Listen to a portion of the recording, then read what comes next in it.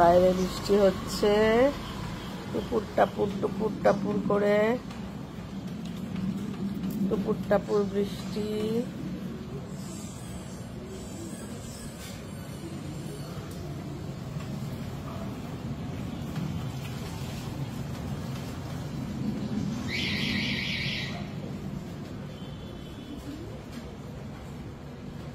দেখি একটু গিয়ে, ঠাকুর মশাই এখনো আসেনি।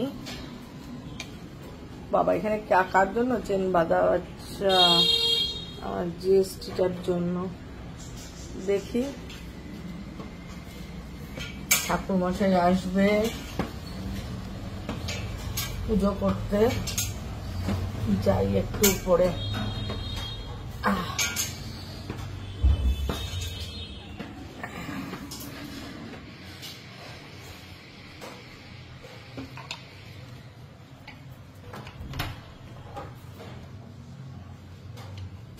জয় বাবা লোকনাথ। সুন্দর গন্ধ একটা বেরোয় ঠাকুর ঘরে। লাইট গুলো জ্বালিয়ে দিই, ফ্যানটা চালিয়ে দিলাম বাবাকে। নিত্য পুজো করতে আসবে, সব বাসন টাসন মাজা রয়েছে। ঠাকুর মশাই এসে সুন্দর করে সব পুজো দেবে। প্রচুর ঠাকুর দেবতা, আমি বরাবরই বলি আমি ঈশ্বর বিশ্বাসী। আচ্ছা, এই দিকে মুখ করে শিবলিঙ্গটা রেখেছে, পূর্ব দিকে মুখ করে। আগে আমাদের এই দিকে থাকতো। জলশঙ্কর, বজরংবলী, রাম সীতা,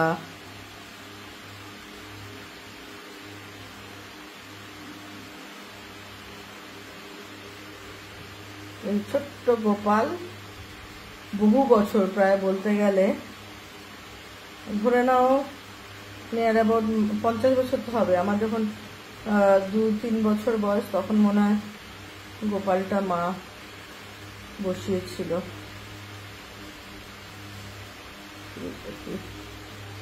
আরো অনেক মানে ঠাকুর ছিল, সেগুলোকে আর ওগুলোকে বিসর্জন সম্ভব নয়। সত্যি কথা বলতে আমি যেখানেই যেতাম, এগুলোর মধ্যে এই যে ড্রেস থাকে, এর মধ্যে বাবার ড্রেস, লোকনাথ বাবার সব ড্রেস থাকে। এই ডিজাইনটা, এটা একটা অদ্ভুত ঘটনা আমি বলবো। এর মধ্যেও পুজোর জিনিসপত্র ঠাকুরেরই, এর মধ্যেও সব ঠাকুরের জিনিসপত্র। ঘটনাটা এরকম যে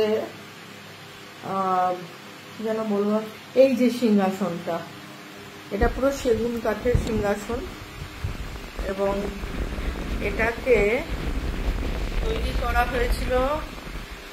আগে আমাদের ঠাকুর ছিল এই দিকে ঠাকুর ছিল, আর মার্বেলের একদম বেদি করে ওটাকে ভেঙে দেওয়া হয়েছে। মুখটা উল্টো ছিল ঠাকুরের। তো ওটা খুব সুন্দর একটা মার্বেলের, যেটা এখন কাঠের পদ্ম ফুল দেখছো, এটা বানিয়েছে খুব সুন্দর সেগুনের। এই যে বাবা যে বসে আছে, এটা কিন্তু সেগুনের কাঠের, এবং এই যে ডিজাইনটা পুরোটাই কিন্তু মিস্টার ত্রিপাঠীর দেওয়া। এবং আচানক আমি মিস্টার ত্রিপাঠী, আমার মা, আমার ফুল ফ্যামিলি যখন কোভিডে আক্রান্ত হয়ে হসপিটালে ভর্তি অ্যাপেলোতে, তখন কেন জানি এই যে কাজগুলো সেগুনের জন্য এত সুন্দর। তখন হঠাৎ করে মিস্টার ত্রিপাঠী বলল, অ্যাকচুয়ালি আমরা কি করেছিলাম, আমি এটা বলি ঘটনা। বাবাই আমার 3 তলায় বাবা থাকতো প্রথম থেকেই, এখানেই প্রাণ প্রতিষ্ঠা করা হয়েছিল। তো এখানেই ওই প্রত্যেক প্রাণ প্রতিষ্ঠা দিবসে 25শে জানুয়ারি, যেটা আমার জন্মদিন, সেই দিন চাকলার থেকে যিনি মেন পুরোহিত, আপনারা অনেকেই চেনেন বাসুদেব বাবু, উনি এসে প্রতি বছরই, যখন মা সুস্থ পুরো ফুল ফ্লেজে মা ভোগ ঠোক রান্না করা যখন উনি একদম ফুল ফ্লেজে ছিলেন, তখন তো প্রতি মানে 25শে জানুয়ারি ওই দিনটাতে পালন করা হতো। আর এমনি বাবার তিরোধান দিবস ওগুলো ঠিক আছে করা হতো, বাট ওই দিনটা যেহেতু প্রতিষ্ঠা করা হয়েছিল সেই জন্য। বাট হঠাৎ করে 2018-তে 17 কি 18-তে মার যখন একটু একটু করে শরীর খারাপ লাগ, কেন আগে আমাদের পুরোহিত ছিল না, মাই পুজো করতো আমার মা, কারণ পুজো মার পছন্দ হতো না, মা ভীষণ খুঁতখুঁতে, তাই জন্য মা পুজো করতে অনেকটা সময় নিয়ে নিত, প্রায় 1.5 ঘন্টা মতো ঠাকুর ঘরের মাকে মন্ত্রপাঠ হাবিয়ে মানে everything she use to do. তো মার আস্তে আস্তে যখন শরীরটা খারাপ হচ্ছে, তখন ওই মার ওই মানে সিওপিডি, ওই সিঁড়ি দিয়ে ওঠা, হাঁপ ধরা, অনেক সমস্যা, কমপ্লিকেশন আস্তে আস্তে তৈরি হচ্ছে। তখন আর মার এরকম উঠে আর পুজো করা মার পক্ষে সম্ভব না। তখন আমরা ডিসিশন নিলাম যে আমার গ্রাউন্ড ফ্লোরে, অরিস তো তখন লন্ডন চলে গেছে, ওই ঘরটা আমাদের খালি, যে ঘরে ও পড়াশোনা করতো, তো ওই ঘরটাতে, তাহলে ওটাও নর্থ ইস্টে ছিল, তো ওই ঘরটাতেই বাবাকে নামিয়ে দেবো, ওখানে পুজো করা হোক। জানি না সামহাউ ওখানে নামানোর পর থেকে, বলে না বিশ্বাসে মেলায় বস্তু তর্কে বহুদূর, আমি এটা বোঝাতে পারবো না কাউকে। ওখানে নামার পর থেকেই অনেক রকম সমস্যার সম্মুখীন হচ্ছি, বুঝতে ঠিক পারছি না। তারপর লাস্ট যেটা হলো আমার পায়ে, মানে পা এবং কোভিড এবং আমার মার ভেন্টিলেশন, মানে ফুল ফ্যামিলি হসপিটালাইজ। ওখানে হসপিটালে বসেই মিস্টার ত্রিপাঠী একটা বাবাকে প্রতিশ্রুতি দিল, বাবা তুমি যেখানে ছিলে আমি তোমাকে সেখানেই করে দেবো, মানে এই যে 3 তলায় ওনার যে ঘর আবহমান কাল ধরে, তোমাকে ওই তোমার ঘরেই তোমাকে আমি আবার নিয়ে যাব, মানে যেহেতু পাথরের যেটা ছিল ওইটা না, আমি এরকম একটা ডিজাইন ওখানে হসপিটালে বসে বসে একটা পেন খাতা চাইলো সিস্টারদের কাছে, এবং হসপিটালে বসেই আমার সামনেই, আমরা দুজনে একটা রুমে ছিলাম, তো আমার সামনে বসে এই ড্রয়িংটা স্কেচ করলো। আমাদের যে কাঠের যে কাজ করে তাকে হোয়াটসঅ্যাপ করে পাঠিয়ে দিল ওখান থেকেই, হসপিটাল থেকে, যাতে আমরা যখন বাড়ি আসবো বাবাকে যেন, তার কিছুদিন বাদে জন্মাষ্টমী ছিল, বাবাকে যেন জন্মাষ্টমীর দিন আমি বসাতে পারি নতুন সিংহাসনে বাবার নিজের ঘরে। এই একটা চিন্তা ভাবনা প্রতিশ্রুতি প্রায় করেই ফেললো বাবার কাছে, এবং সুস্থ হওয়ার কামনাও বাবার কাছে করা হলো, যে বাবা যেন সুস্থ হয়ে আমরা সবাই বাড়ি ফিরতে পারি সবাই একসাথে, এটাও একটা চিন্তা ভাবনা ছিল। আবার কেন যেন মনে হচ্ছিল, মিস্টার ত্রিপাঠী বলছিল, আমার কেন যেন মনে হচ্ছিল যে বাবা নিচে ঠিক নেই, বাবা নিজের ঘরেই যেতে চাইছে, এবং সেটা বাবা এইভাবেই হয়তো জানান দিচ্ছে। তো ওই আমাদের যে কার্পেন্টার, তাকে পাঠানো হলো পুরো স্কেচটা হোয়াটসঅ্যাপ করেই, এবং তাকে ফোনে কথা বলা হলো যে দেখ আমি তো এখন হসপিটালে, এরকম এরকম, তুই তো জানিস, তুই এই ওয়ালগুলো এই সমস্ত ওই করেছে, মানে কাঠের ইয়ে করে, এই যে সিলিং কাঠের এরকম টেক্সচার করেছে ফল সিলিং এর, এই সমস্ত কিন্তু ওরই হাতের কাজ, ও মানে ওরই স্ত্রীর কাজ। এবার ও মেন আর কি, ওর যে আন্ডারে যারা কাজ করে, খুবই ভালো ছেলে, খুবই ভালো কাজ। উনি, ওর বাবার আগে দোকান ছিল, ও সেটা টেক ওভার করে বাবার মারা যাওয়ার পর। যাই হোক, বহু পুরনো, মানে বলতে পারো আমাদের সঙ্গে, মানে ওর ইয়ে কাজ করে আজ বোধহয় 40-45 বছর ধরে, মানে আমাদের ফ্যামিলির সাথে যুক্ত। তা ওকে দিয়ে কোনো টাকা পয়সার কথা হয়নি, কিচ্ছু না, জাস্ট এটা আমাকে করে দিতে হবে জন্মাষ্টমীর আগে, এবং আমি বাড়ি গিয়ে যেন, বাড়ি যাওয়ার পরেই কিন্তু কয়েকদিনের মধ্যে হয়তো, মানে ডাক্তার বলেছিল যে মোটামুটি আপনাকে 20-25 দিন আমাদের থাকতে হবে হসপিটালে। তো ওরকম একটা হিসেব করে বলা হয়েছিল যে আমরা ফেরার কিছুদিন বাদেই জন্মাষ্টমী, যেন জন্মাষ্টমীতে বাবাকে আমি এখানে বসাতে পারি। হ্যাঁ, তো যাই হোক আমরা ফিরলাম, এবং বিশ্বাস করবেন না, আমরা ফেরার কিছু কয়েকদিনের মধ্যে, এক সপ্তাহ বাদেই বোধহয় ও বলল, দাদা আমার কাজ প্রায় কমপ্লিট, পালিশ করা বাকি, আপনার বাড়িতে গিয়ে পালিশটা করব, আপনার বাড়িতে। বলে হ্যাঁ ঠিক আছে। আর এটাকে টুকরো টুকরো ভাবে আনতে হয়েছে, মানে নিচের একটা টেবিল, তারপরে উপরের এই উপরটা জয়েন্ট, হ্যাঁ এত বড় তো 3 তলায় তোলা খুব মুশকিল। তা ও এক সপ্তাহের মধ্যে পুরো ব্যাপারটাকে তৈরি করে, মানে তার এক সপ্তাহ, মানে পুরো টোটাল 1 মাস লেগেছিল বোধহয়, নেয়ার অ্যাবাউট 20-25 দিন তো লেগেই ছিল, মানে তাও আর্জেন্ট বলে, মানে নাহলে এটা করতে ভালোই সময় লাগতো, কারণ এখানে অনেক সুন্দর নিখুঁত কাজ।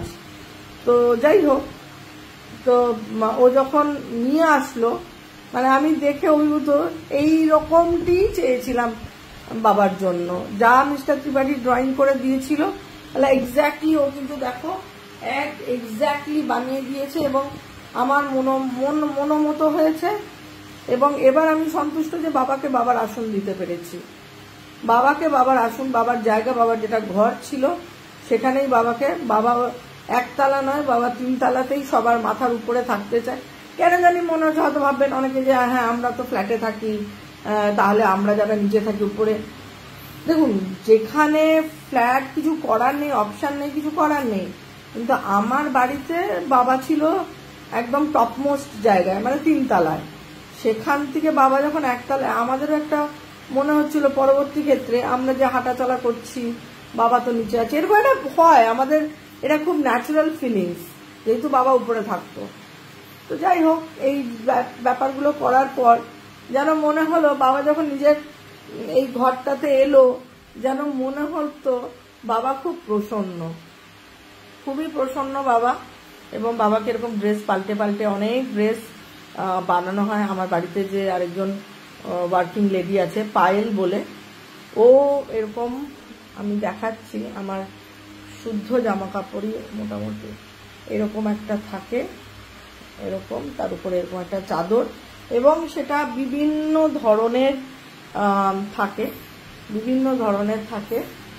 তো এটাই আর কি, যে বাবাকে বাবার স্থান ফিরিয়ে দিতে পেরেছিলাম, এবং তাতে মনের একটা যে আনন্দ, যে তৃপ্তি, সেটা কিন্তু, এবং পিছনে একটা যে এরকম একটা কাঠ সেগুনেরই করা রয়েছে টেক্সচার, যেটা যেরকম থাকে বাবা, বিশ্বাস করবেন না, মানে আমি বহুবার বলেছি, মানে কি যে শক্তি ওনার মধ্যে আছে, যদি মন থেকে কিছু ডাকা যায় ওনার।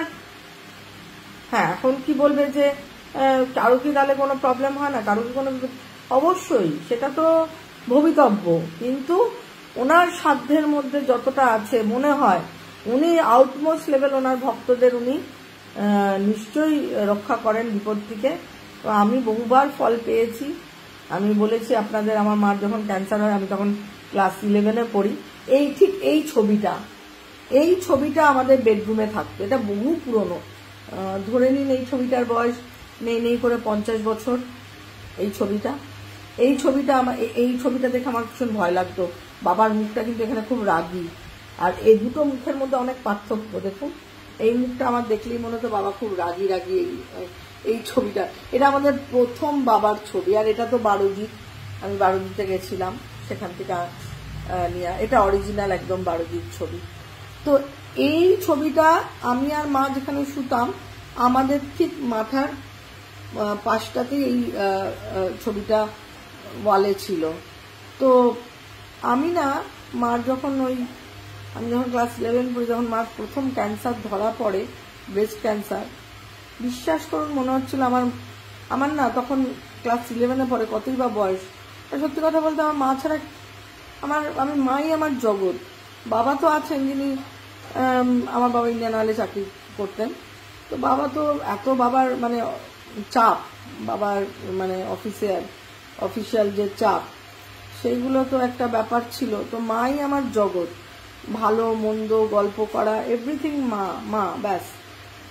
তো সেক্ষেত্রে যখন প্রথম জানতে পারি মার ওরকম, কার কাছে বলবো, আমি এত কেঁদেছিলাম বাবার কাছে, যে বাবা তোমার কাছে আমি একটাই চাইছি, আমার মার প্রাণ ভিক্ষাটা দাও।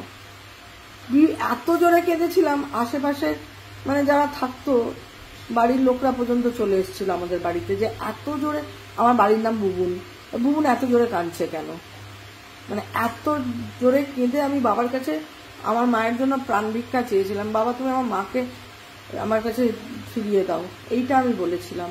এবং সত্যি মার যে কন্ডিশনে ধরা পড়েছিল, 3rd স্টেজ ব্রেস্ট ক্যান্সার, আজ থেকে 1992-তে মনে হয় মার হয়েছিল, তো ফেব্রুয়ারি মাসে আমার যত সম্ভব মনে পড়ে। তো এত বছর, মানে 35 বছরও পার হয়ে গেছে। তো তখনকার সময় আমরা ভেবেছিলাম মাকে টাটায় নিয়ে যাব, কিন্তু ওনার যে ডক্টর ছিলেন, ডক্টর অবনীভূষণ চন্দ্র, অঙ্কোলজিস্ট, চিত্তরঞ্জনের হেড অফ দ্য ডিপার্টমেন্ট ছিল, আমার অপারেশন হয়েছিল উডল্যান্ডসে। তো যাই হোক, এই অনেকবারই এই ধরনের গল্পগুলো করে ফেলি কেন, মানে আমার জীবনের বলতে পারেন এগুলো আমার খুব বড় একটা দুঃসময় গেছে, আমি কোনোদিনই ভুলতে পারবো না ওই দুঃসময়। আমি চাই পৃথিবীর মানে কোনো সন্তানের যেন ওই ছোট বয়সে মার এরকম কঠিন রোগ যেন না শুনতে হয়, এটাই আমি চাইবো। যে কি কষ্ট আমি একমাত্র বুঝেছিলাম সেই সময়, সেই দিনগুলো। তাই বাবা প্রাণ ভিক্ষা দিয়েছিল আমার মাকে, এবং ডাক্তার বলেছিল যে আপনার বাবা আপনাকে রক্ষা করেছে। সত্যি কথা, 16খানা টিউমার মাকে ম্যাটার, তার মধ্যে 14খানা ম্যালিগন্যান্ট, ভাবুন। তো ওই বাবাই রক্ষা করেছিল। যতবারই বিপদে পড়েছি, যখন মা ভেন্টিলেশনে, বাবা, আমরা যখন অসুস্থ কোভিডে, সেই বাবা, আমার হাজবেন্ড মানে মিস্টার ত্রিপাঠী বাবাকে আকুল ভাবে মিনতি করেছিল যে বাবা যেন আমি সবাইকে ঠিকমতো বাড়ি নিয়ে যেতে পারি। মানে মিস্টার ত্রিপাঠীর কোভিড হয়েছিল, বাট ওনার অত সিভিয়ারিটিটা হয়নি। আমার আর আমার মা তো ভেন্টিলেশন, আর আমার তো প্রচুর স্টেরয়েড, রেমডিসিভির, মানে প্রচুর মানে যত ধরনের সেই সময় মেডিকেশনগুলো দেওয়া যায়, কেন কোভিড নিউমোনিয়া হয়ে গেল। তো তাই জন্য, তো যাই হোক, সবই ঈশ্বরের কৃপা যে আমরা সুস্থ মতো বাড়ি আসতে পেরেছি, সবই বাবার কৃপা। এবং বাবা চাইলে অনেক কিছুই পারে আমার মনে হয়, এবং বাবার করুণা অপরিসীম, তার দয়া মায়া। কি বলুন তো, আমার জীবনে আমি বলছি আপনাদের, মানে কেউ বিশ্বাস করতেও পারেন না পারেন, সেটা যার যার ব্যক্তিগত ব্যাপার। আমি কোনোদিন বাবার কাছে এসে বলি না বাবা আমার প্রচুর ভালো করো, বাবা আমাকে প্রচুর অর্থ দাও, বাবা আমার এই করে দাও, না। আমি একটা কথাই বলি, বাবা তুমি আমার যে ব্র্যান্ড রয়েছে, আমার যে অরিশ ব্র্যান্ড, সেই যে সেই প্রোডাক্ট যেন প্রত্যেকে উপকার পায়। আমার বাবার কাছে একটাই প্রার্থনা ডে ওয়ান থেকে, এবং আজও আমাদের চাকলাতে আমি বা বডি ওয়াশ, শ্যাম্পু, বাবাকে যে স্নান করানো হয় সেগুলো পাঠাই বাবাকে। প্রথম কোনো প্রোডাক্ট তখন লঞ্চ হলেই আগে বাবার কাছে দিয়ে আসতাম। তো এই হচ্ছে, মানে কি বলবো, বারুদিতে যখন যাই, আমার মামার বাড়ি বারুদি, প্রবীর মিত্র আপনারা অনেকেই শুনেছেন, উনি কত বড় একজন অভিনেতা ছিলেন বাংলাদেশের, রিসেন্টলি মারা গেছেন, মাস 2-3 হলো বার্ধক্যজনিত কারণে।